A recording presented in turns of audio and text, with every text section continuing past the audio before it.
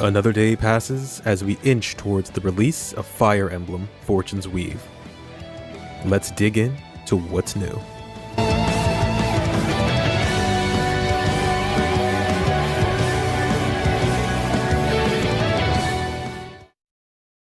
But before that, I thought it might be prudent to let you know that Chrom has chosen to decline Lissa's generous offering. Knowing that he could sink further into debt, he seeks out the counsel of his good friend, Robin. When questioned on the best way to make money quickly, Robin responded with, a unit with lock touch. Now that's strategy. With this sage advice in mind, Chrom begins his journey to recruit an ally skilled in the thieving arts. And it looks like he might have crossed paths with one already. If you subscribe, you'll be able to help this prince negotiate terms with this mysterious character, and hopefully put an end to this entire debacle. Much appreciated.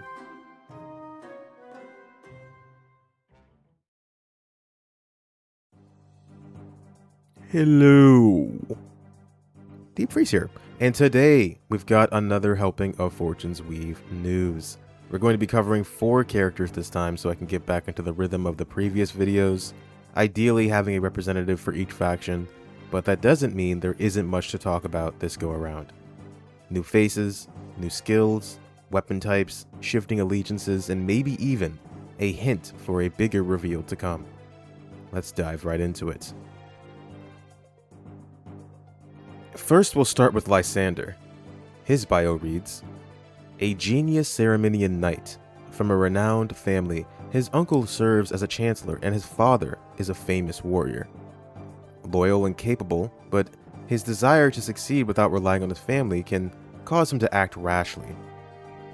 He only has one like listed as gazing at the sky, but in the Nintendo Today app, they included dining with women, as well as his interest being crafting throwing sticks and going on long rides. His English voice actor is Howard Wang. Kinda crazy the English coverage is already converging with the Japanese posts. Lots of small details can now be seen between the 2 bios and gameplay clips provided to us. As for Lysander himself, I think he's fine. He's got that typical knightly rigidity to him, seems very honest and straightforward. I do like the fact that he doesn't want to rely on the prestige of his family to get by. He's trying to make his own path in life. And this contrasts with this new character Lillian, who only seems like she's in this for the money. Through his conversation with Theodora, we learned that Lysander's father was a hero during something called the Grain War. As far as I know, this is the first mention of that event in this game, which could be a conflict that shaped Saramis into what it is today. It might even be the catalyst for the writing prohibition in effect. Also, Grain was coincidentally the wife of Eldigan in Genealogy of the Holy War. And from the English coverage of Tobias, they added he had the epithet of the Lionheart of Saramis. Totally just naming coincidences, but it's fun to see the references. In the 2 gameplay clips shown, we are able to see our first traditional cavalry unit in action. These animals look to be zebras, or maybe painted to look like them. Either way, the mounts in this game stand out quite a bit from what we've seen in past entries. They showcase 2 skills in action here with Lysander, the first being what looks like a class skill, Racing Attack. With this horseshoe icon, I'd assume this would be a class skill at least, and possibly something similar to Momentum from Engage, increasing your attack value the further you move before initiating combat. Afterward, he activates what looks to be a personal skill, Accelerate, which is just straight up Speed Taker, and that's insane. He'll probably start off with a middling speed base and potentially growth to balance it out, but this is also a game where you could just reclass into anything you want. It'll be fun to see how absurd Lysander ends up stat-wise. On the map, we see Fog of War returning yet again, and this odd-looking turret thing over here. There are other yellow dots on the map which could correspond to more turrets. Maybe the map's objective is to switch these all off. You also see a few new faces. Alexandra, the character from way back when, is a Pegasus Knight here, and next to her we see a completely new green-haired Orneus rider. I think Greenie here has the potential to be in the next character spotlights in the coming weeks. We also see a difference between the Japanese and English gameplay clips. with the Japanese utilizing Lysander's canon appearance and the English having more of a generic class appearance when he's on the horse. It looks like we'll be able to choose between our looks, similar to what they did with Three Houses. Next, we've got a Ceremonian double whammy as we get introduced formally to Lillian, the archer from Lysander's Spotlight. Her bio reads, "A young Ceremonian archer, values money above all else, often lacks manners even towards Queen Theodora. Yet her archery skill is real. Hails from a renowned family, but her father lost his title after the Civil War. She likes gold coins, jewels, and older men. Her interests are being frugal and hunting, and she is played by Stephanie Wong in English." It's interesting to note this was the very first time the Japanese Twitter account revealed a character from the same faction twice in a row. It might be because she was featured pretty heavily in the last post, with her stating both her first and last name, or it could be because we're nearing the end of route exclusive characters to showcase. Either way, I'm not complaining because Lillian is looking like a really fun character. Some key things to discern from her bio is the fact that her family lost its status after the Civil War. This war isn't mentioned by name explicitly in Lillian's post, but considering we just had a named war mentioned with Lysander, I'd hazard a guess to say that the Grain War was the event that led to her family's downfall. Now it looks like she's done with formality and honor and is only fighting for the money. While Lillian might appear like a gold digger, we've had a character with a pretty similar selfish motivation at the forefront of her personality before, and she ended up being surprisingly considerate once you got to know her. I have a feeling Lillian will follow that same path, probably amassing money to help rebuild her family status. Or not. It'd actually be very entertaining seeing a disgraced noble just revel in materialistic gain for the purpose of forgetting everything they once knew. No matter which way they take her characterization, I'll probably be down for it. Lillian's support with Theodora here is one of the greatest things they've shown off in this game so far. I love it. It sounds like the titular song Funny Footsteps has made its grand return, Dagden style. ほら、これってただ働きなのかななんて考えてたら仕事に身が入りませんし。 And I can summarize this entire conversation in 3 lines. Hey, Theodora? I'm not getting paid enough. Can I get a raise? Sure. Even in the face of the queen of the entire kingdom, Lillian knows her worth and isn't afraid to let people know. Maybe we could all learn from her. Also, her voice in Japanese just sounds so cute.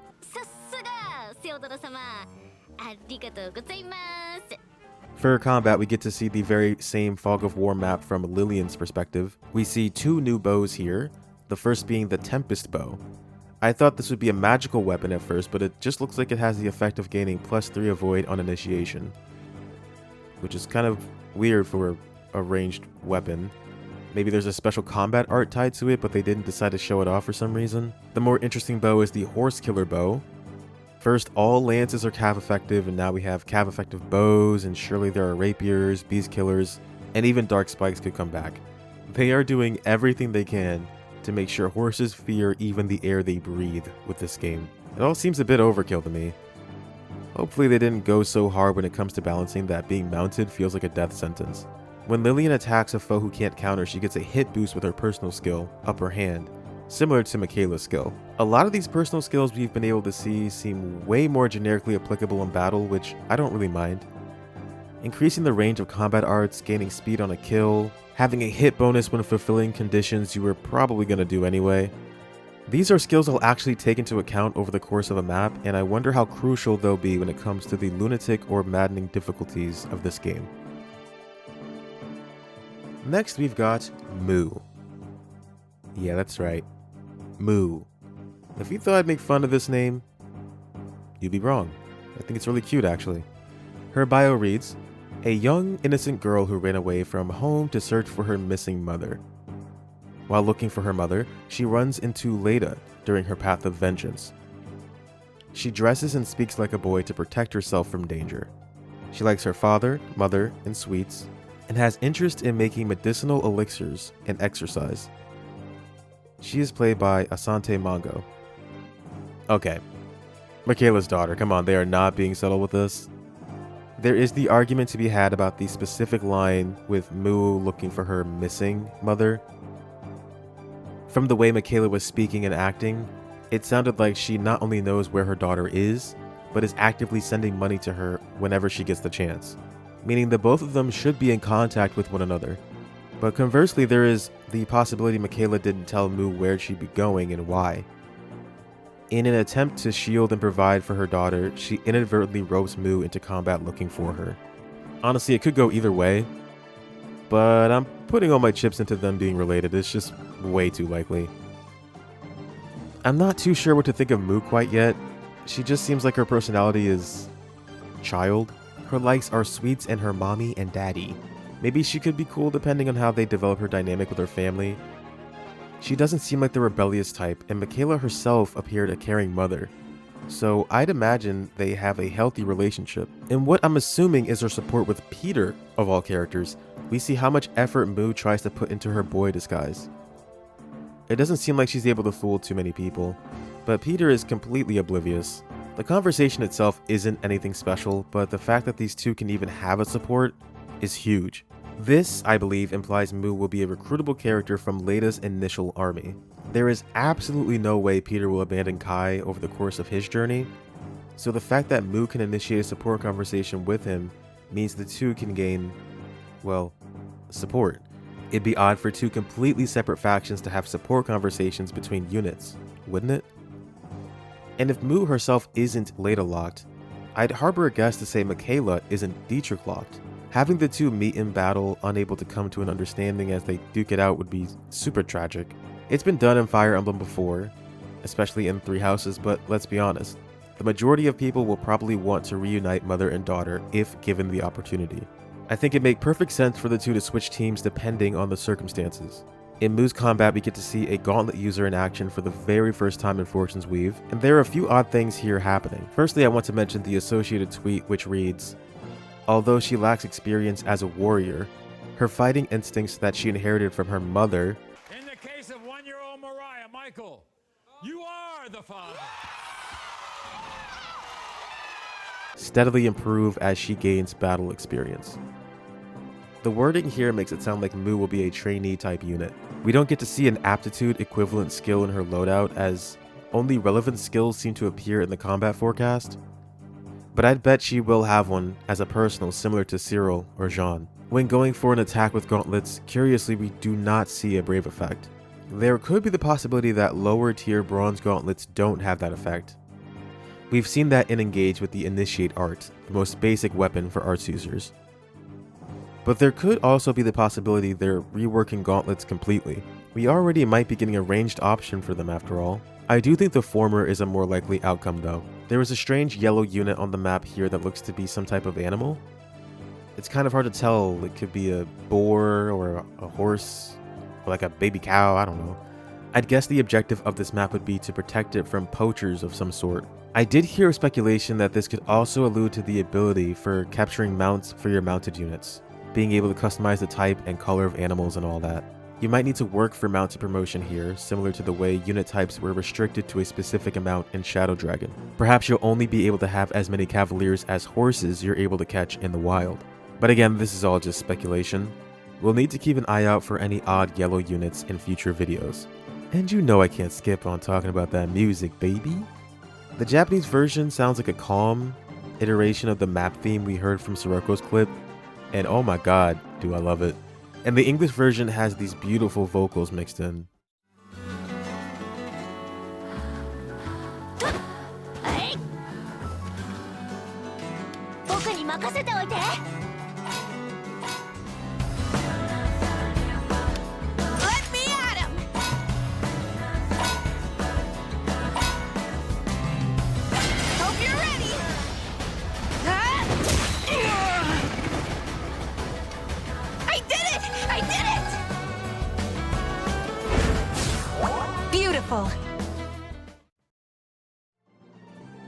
Lastly, we've got Olympia, another double feature from the same faction.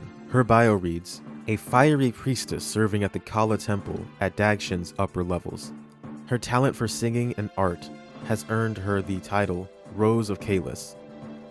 Has a complicated history and fierce rivalry with Leida. She likes singing and dance practice, getting attention, and has interest in caring for her instruments and studying music and dance. She is played by Madeline Doro.